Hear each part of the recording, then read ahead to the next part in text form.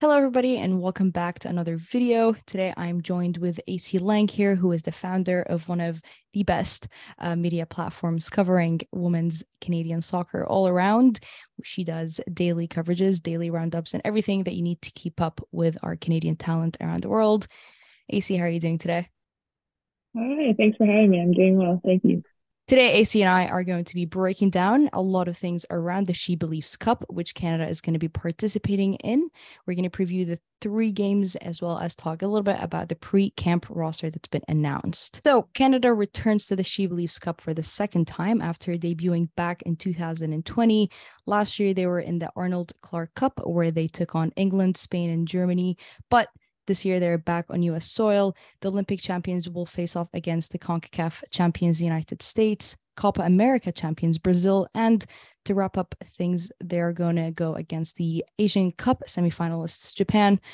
AC, how do you feel about the teams that we've drawn in this first window of the year, considering it's going to be a very important year leading up to the World Cup? Yeah, I mean, I think if you think back to the last time we started the year off with the She Blues Cup, it was a successful year in the Olympic year. So Yeah.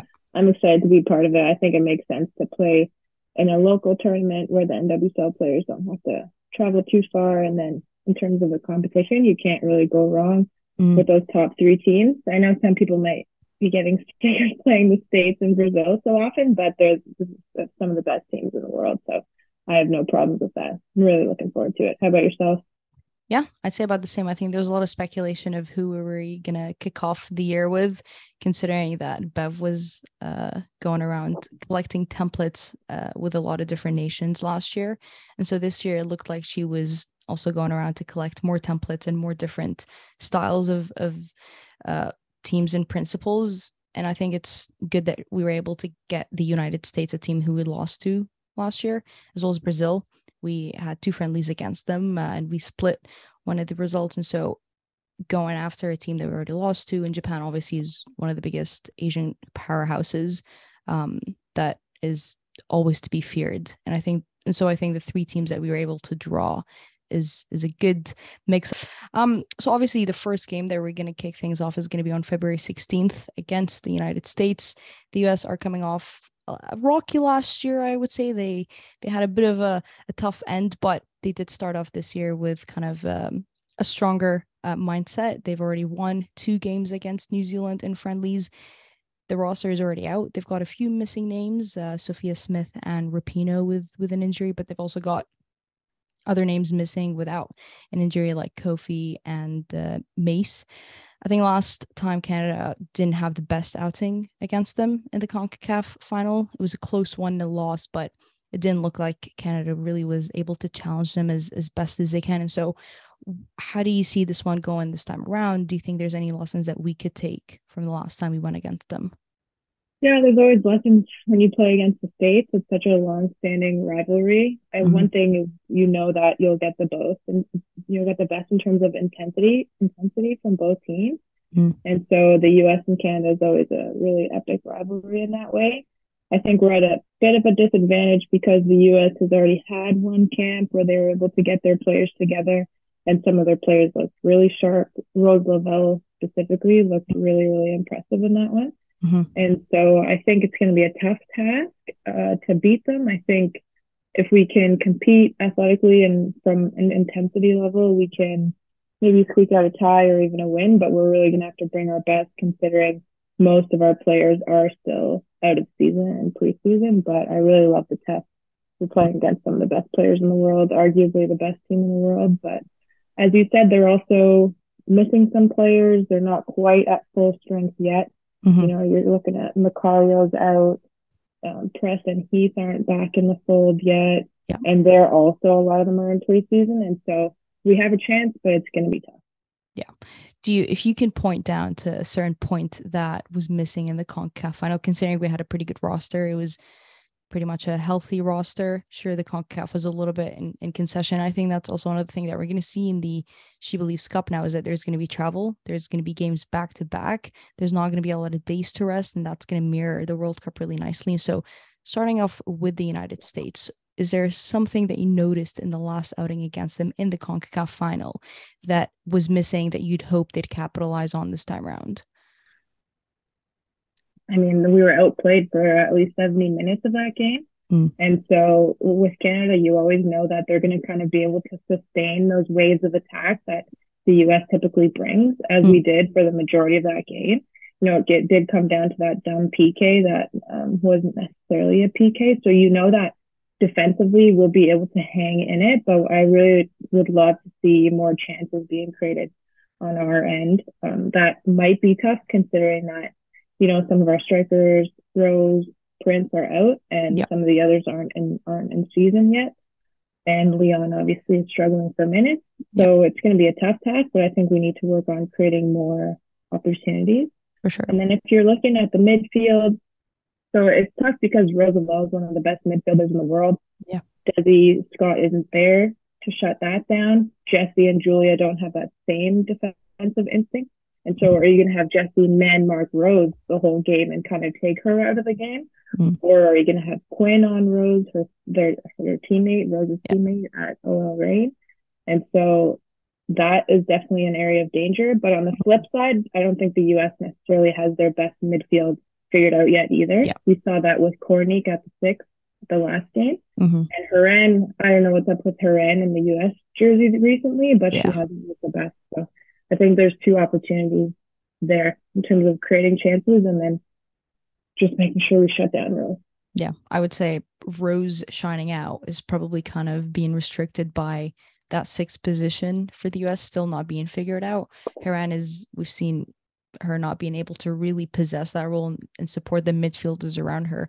And so I think if we can take advantage of that, like you mentioned, either Quinn or Fleming or however Bev decides to put a double pivot in there, I think that is an opportunity to start kind of capitalizing on their weaknesses that were also kind of actually exposed in the England game, and the Spain game, considering Spain didn't even have their best starting 11 really to start with.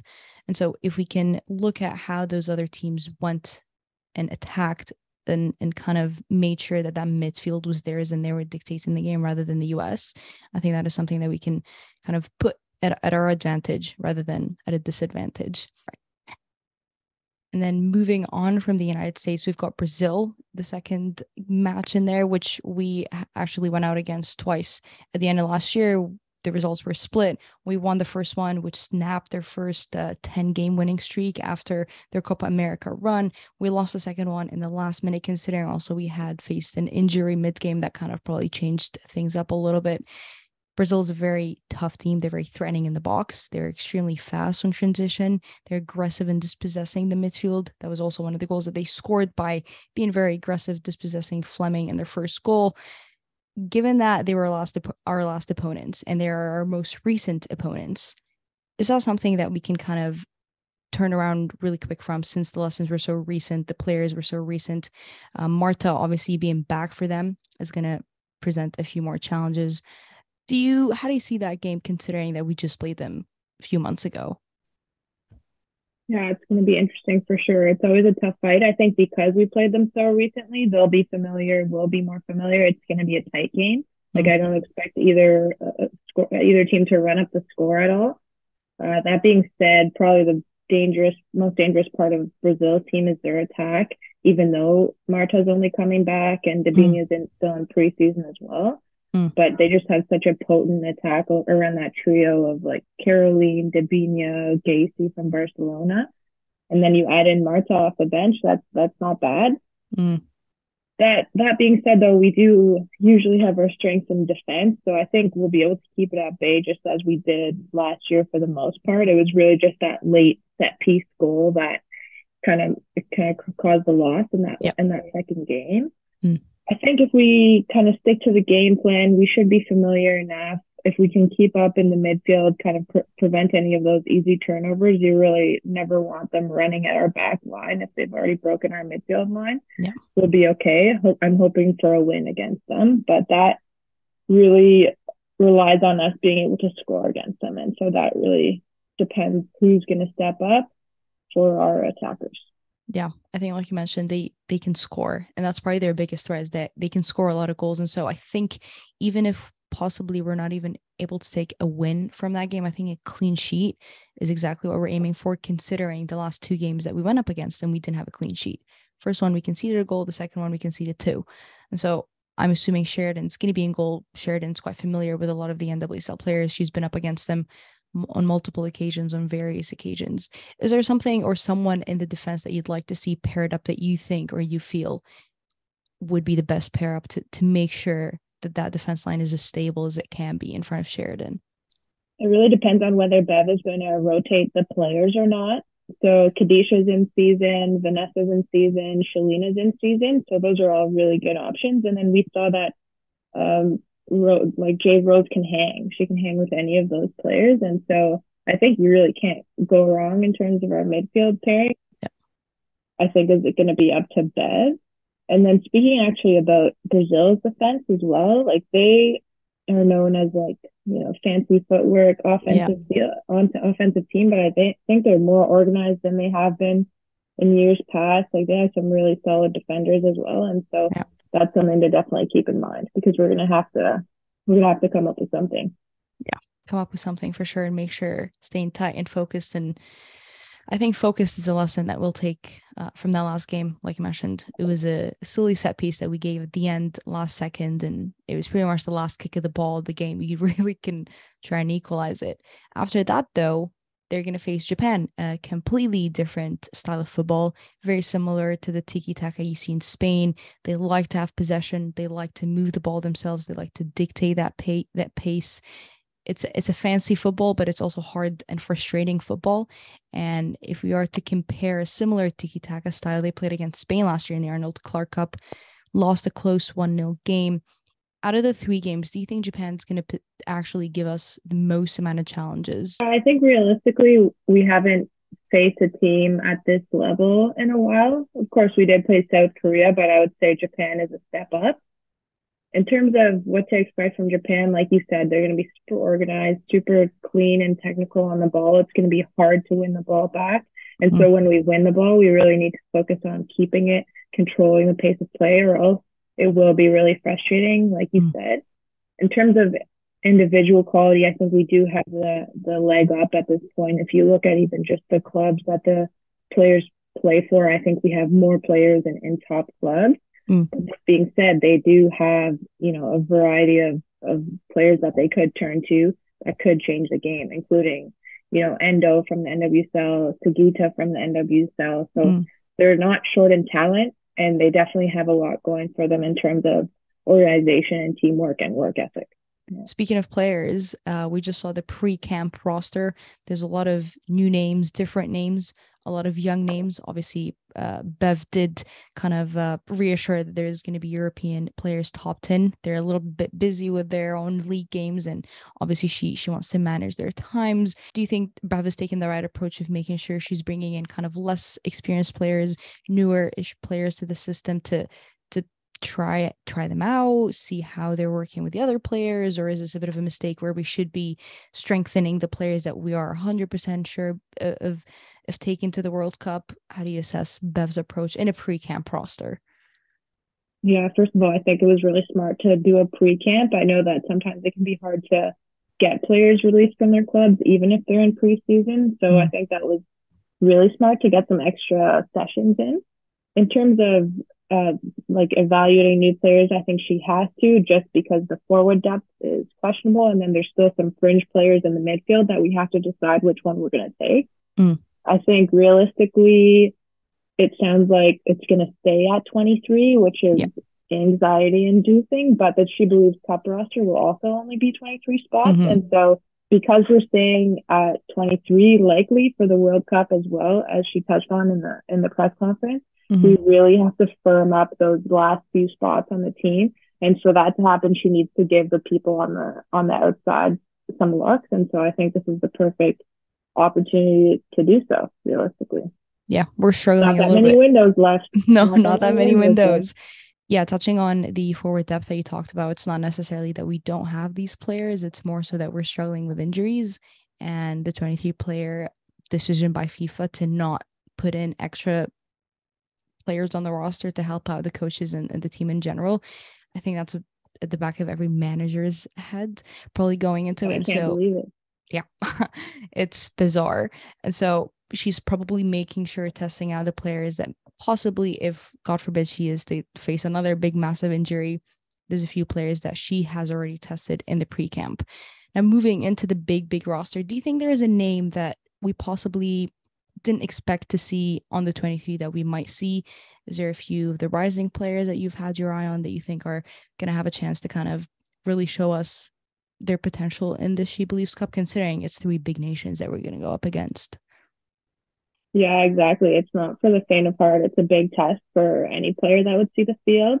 In terms of the position, as you mentioned, the forwards, we need to shore up kind of our seventh, eighth forward in the pool.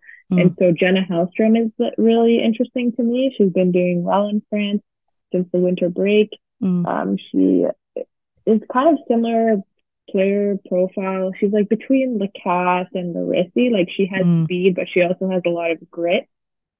But she hasn't necessarily bagged, dozens of goals at every place that she's been. She's solid. She's also versatile. She can play in a few different positions. She's played fullback before. mm. She's probably competing most directly with Amanda Allen, the Yeah, 17-year-old. She is outstanding. Just she's headed to Syracuse this fall, I think. yeah. That will be her first season. So she's very young, but we do have a history of bringing very new tournaments and kind of integrating them to our team very early. And so I think those two will really have to battle it out for that depth spot. Yeah.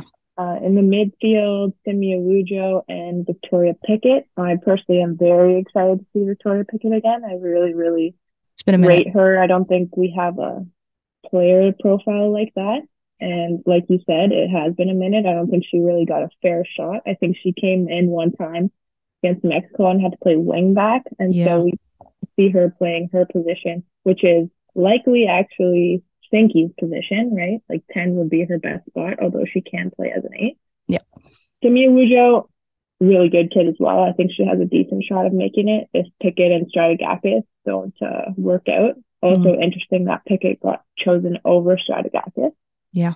And then lastly, Jade Rose. I think she really does have a good shot of making it just to be that fourth center back. Mm. She could be one of the players that's cut, but coming with only three center backs might be risky as well. So those are the ones I'm looking out for in terms of new faces.